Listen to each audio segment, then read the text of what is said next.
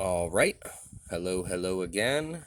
This will be my last video in the CompoForm review personal opinion series, if you want to call it a series.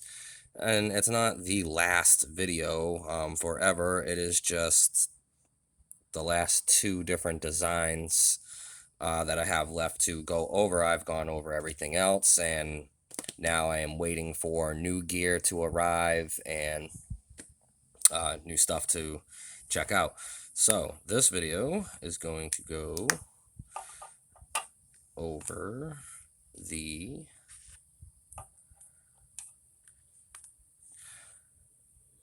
ClickBar 2x3.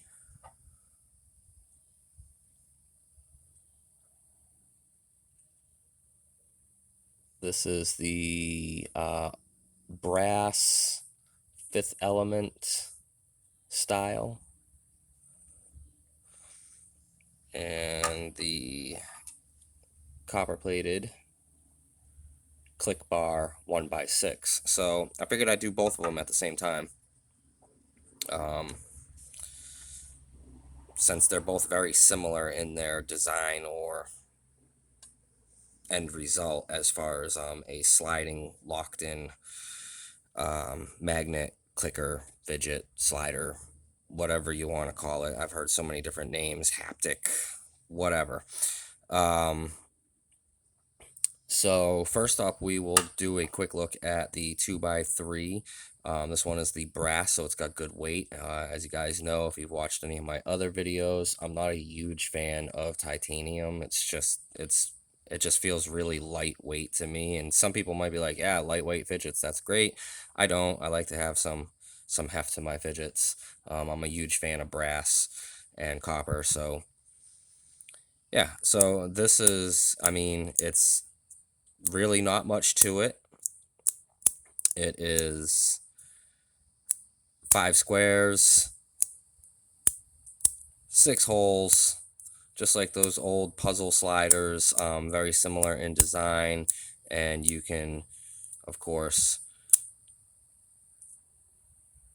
choose which way you like to fidget with this. If you just like to hold it and go back and forth with one, if you like to maybe just do a couple and go back and forth. If you like to get all chaotic with it and go all over the place, that's my favorite way to do it. Just keep going.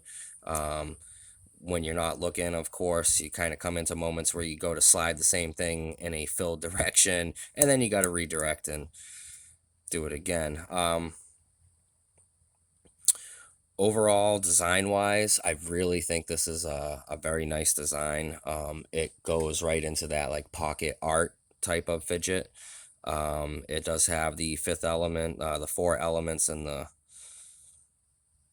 divine light from the fifth element, and the eclipse for the darkness, the pure evil on the back. I do like it overall. I like how he took the 2 different elements and incorporated it into the each side. Machining on it is very, very nice. It is a lip machine. It's a lip on one side where the pieces slide and lock into, and then a reverse tongue on the other side that that opposite ends rides on. Brilliant. It's easy to take apart. You basically just slide whatever off to the side, and you can pull that middle one out, and you can take it apart real quick. Clean it up if you want to, and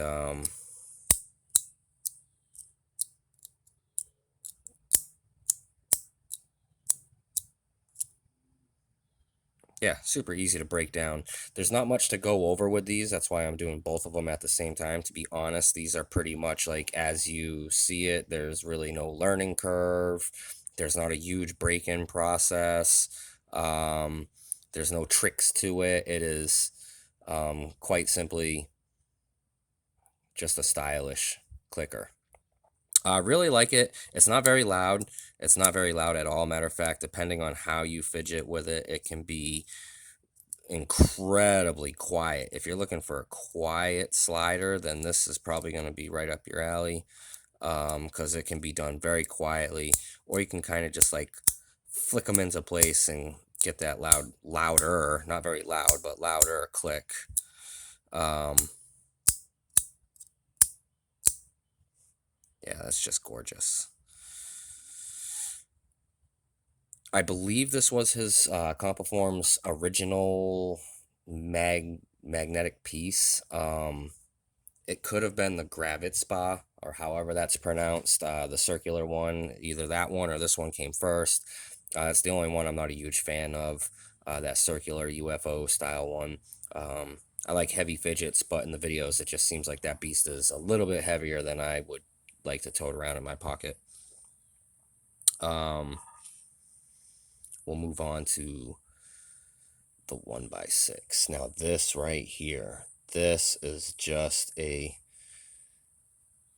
gorgeous, simple fidget like the 2x3. There's really only one way you can fidget with it. And in this way, it's really only one way because it's on a set track. You can really only go up and down. What I do like about this is that you can do two at the same time very easily, which you can do two with this one as well, but that's where it stops. You can only do two. With this here, I can do four, I can do three, one. Man, I just really like this thing. The machining on this is done very similar, where it has the internal groove, but this is grooved on both sides, no tongue. These pieces are locked in this track. That is also something else that I like. If you need to disassemble it, you feed them one by one to the open lip here, and you take a little toothpick or something small like a little pry and just pop them out. Disassembly is not quite as fast as the 2x3, but it's really not like super time consuming, to be honest. I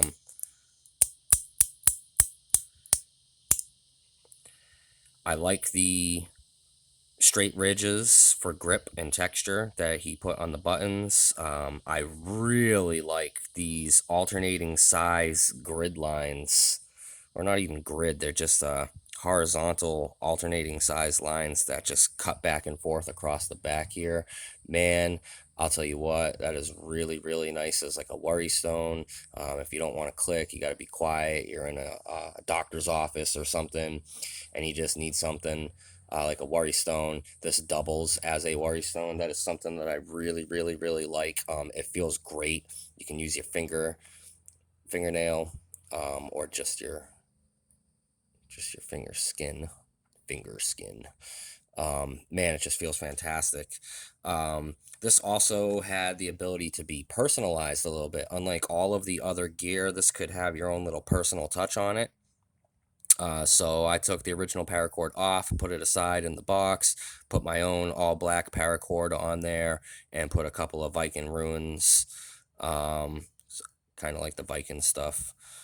So now it matches a lot of my jewelry. A lot of my jewelry is Viking style jewelry, so it matches my gear and wear when I'm out and about. And it also kind of creates like a little secondary fidget where you can just like slowly work the bead up and down. For me, you know, just something else to play with on it. And it's, adds a little bit of style and personal flair to it. That's mine though. That's not his inclusion in this product. So of course we're going to try to remain focused on this now. Break-in time, because I always go over break-in time with his gear, especially his copper and brass. It does require some pretty good use and love TLC before it gets to optimal performance. With the 2x3, it was almost non-existent. All I did was remove a little bit of the patina on the inside just to get it like a little bit more glidey, just a little bit more smooth. Was it fine with the patina in there? Did it function totally up to par? It did. It definitely did. This really requires no break-in time, really. it's good to go right out of the box. This one here, this required some break-in time, I'm not gonna lie.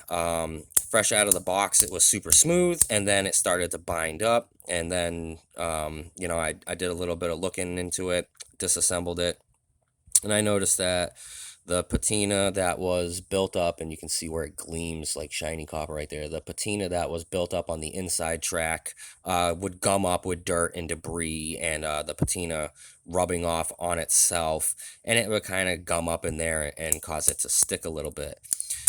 After some pretty heavy use and cleaning out the inside and just doing that repeatedly, it basically polished itself out on that inside track, and I very, very rarely get a stick now. A little tiny like stick like you just saw, where I might go and it just sticks just a tiny bit.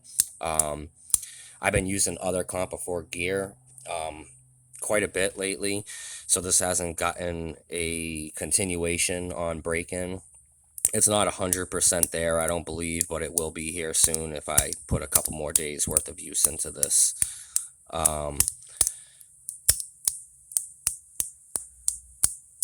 And actually, honestly, I haven't cleaned this thing, now that I think about it, in weeks. So, good little cleaning on the inside track, and this would be ready to rock and roll.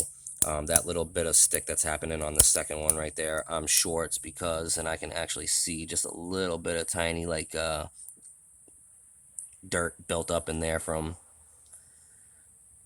before I got the pouch and can protect the track from getting dirt in there. So, it could use a cleaning.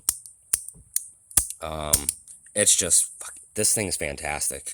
Honestly, if I had to choose one and only one out of all of my CompoForm stuff that I've done videos on, if you put a gun to my head and said you can only have one, the rest have to go, I would probably end up, as of right now, with how my collection sits, settling on the 1x6.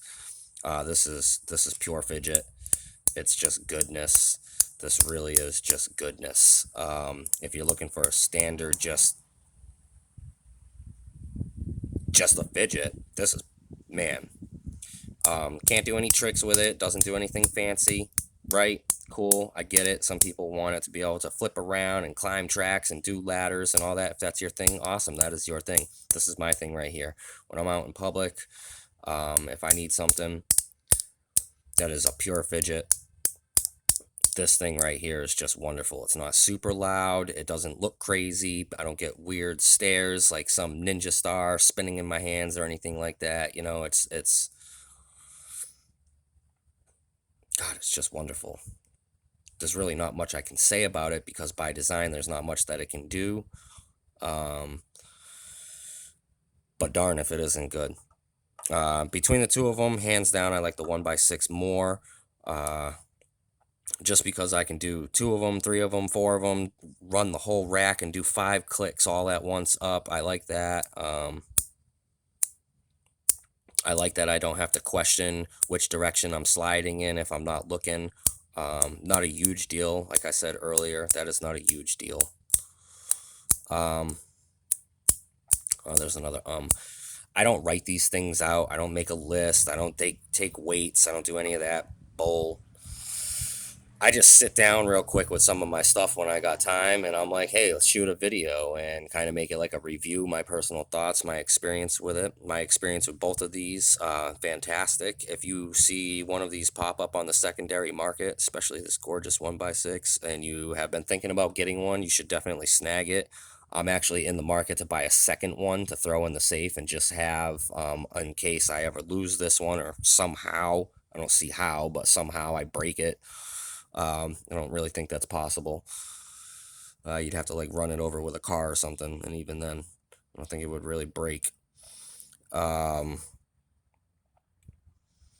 would like a second one just to have, for backup, future use for emergencies, or for sale if I get in a tight pinch, which I try not to sell any of my CompoForm gear. Here's another long video for you, coming up on 15 minutes. The CompoForm 2x3. CompoForm 1x6, beautiful, love both of them. This is hands down the winner out of my collection for fidgetability. ease of use, and the fact that you can kind of put a little bit of personal style on it makes it very nice. Got my matching pouches, click bars. Mine's will have the black and red theme for my pouches. All right, guys. I know I do this crap all the time. I just ramble on and on. So we'll call that good, and y'all have a lovely day.